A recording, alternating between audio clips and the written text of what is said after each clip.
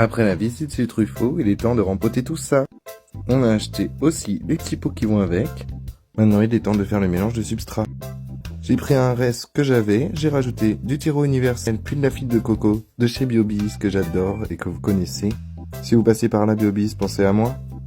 On va mélanger tout ça pour que ce soit bien homogène.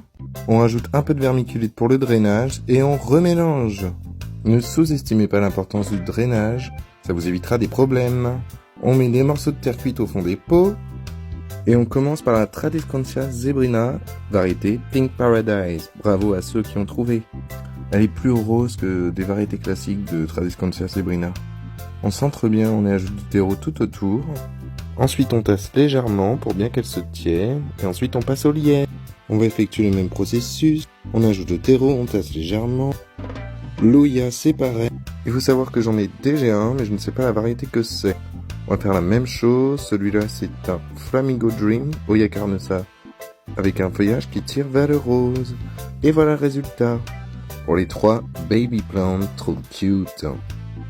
Il reste le petit arbuste que j'ai acheté. Alors pour ceux qui n'ont pas trouvé, il s'agit d'un Gardenia Jasminoides.